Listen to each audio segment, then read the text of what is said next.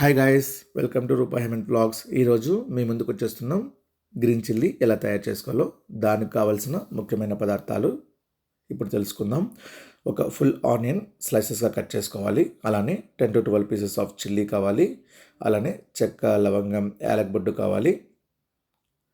పుదీనా కొంచెం కావాలి. కొత్తిమీర కొంచెం తీసుకోండి, కొంచెం ఎక్కువగానే. అలానే ధనియా పొడి, వెల్లుల్లిపాయల రెక్కలు, అల్లం, చికెన్ మసాలా లైట్గా తీసుకొని, చికెన్ మసాలా ఎక్కువ వేయద్దండి, అండ్ పసుపు, అండ్ ఫైనలీ చికెన్ తీసుకున్నామండి. ఈ చికెన్ వచ్చి 450 grams తీసుకున్నాము. మీరు చూసినట్లయితే ఈ చూపించిన ఇంగ్రీడియంట్సే మనము ఈ గ్రీన్ చిల్లీకి వాడుతున్నామండి. ముందుగా మనము మసాలా రెడీ చేసుకోవాలండి. దానికోసం వెల్లుల్లిపాయలు, అల్లం, పుదీనా, కొత్తిమీర,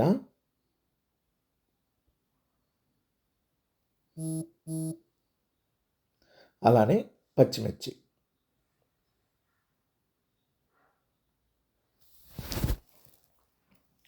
వీటిని మనం ఇప్పుడు గ్రైండ్ చేసుకుందాం మిక్సీతో. గ్రైండ్ చేసుకొని పక్కన పెట్టుకోండి. నెక్స్ట్ కడాయి తీసుకొని పొయ్యి మీద పెట్టి కావలసినంత నూనె వేసుకోవాలి.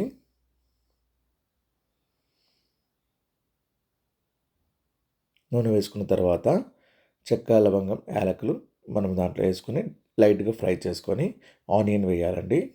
ఆనియన్ వేసుకొని మనం కొంచెం డీప్ ఫ్రై కాకపోయినా ఒక 30-40% ఫ్రై చేసుకోవాలి. చేసుకున్న తర్వాత మనము చికెన్ యాడ్ చేసుకొని బాగా మగ్గనియాలండి. బాగా అంటే ఒక 30% మగ్గనియాలి.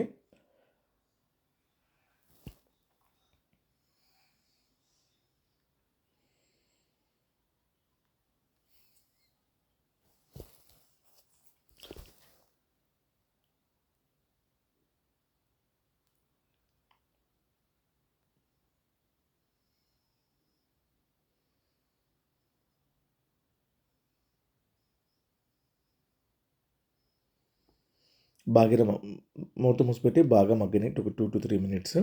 మగ్గిన తర్వాత ఓపెన్ చేసి మనం గ్రైండ్ చేసుకున్న మసాలాని యాడ్ చేసుకోవాలి.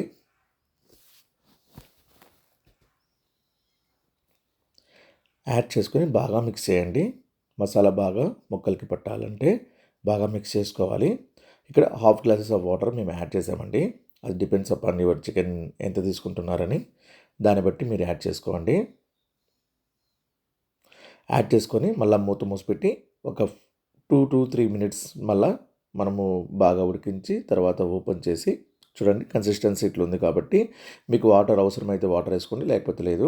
మధ్యలో టేస్ట్ చూడండి, ఏది తక్కువైతే అది మళ్ళీ వేసుకోండి. ఇప్పుడు మేము మసాలాలు యాడ్ చేస్తున్నామండి. పసుపు, చికెన్ మసాలా అండ్ ధనియా, ఈ 3 మసాలాలే మేము వేస్తున్నామండి. మసాలాలు వేసిన తర్వాత కన్సిస్టెంటీ అనేది కొంచెం బ్రైట్ అవుతుంది. మీరు కావాలంటే వాటర్ కూడా వేసుకోవచ్చు.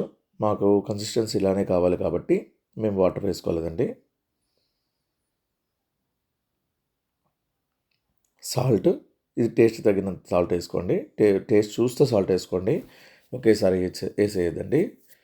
ఇప్పుడు లాస్ట్గా కన్సిస్టెన్సీ మరీ ఎక్కువ అయిపోయేసరికి మేము కూడా ఒక 1/2 glass వాటర్ వేసుకున్నాం.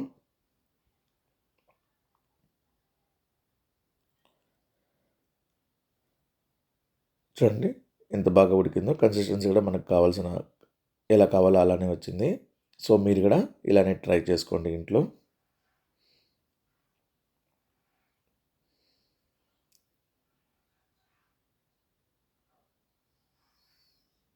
సో మేము పొయ్యి మీద నుండి దింపేసామండి. అయినా చూసారా బొబ్బులు కక్కుతూ ఉంది. మనం ఈ క్లే పాట్స్ మీద చేస్తే ఉపయోగం ఇంతే అండి. సో మనకు ఎంతగానో ఇష్టమయ్యే గ్రీన్ చిల్లీ తయారైపోయిందండి. మీరు ఇక్కడ ఇంట్లో ఇలానే తయారు చేసుకోండి. మీకు ఈ వీడియో నచ్చినట్లయితే లైక్ చేసి, షేర్ చేసి, సబ్స్క్రైబ్ చేయండి. Thank you.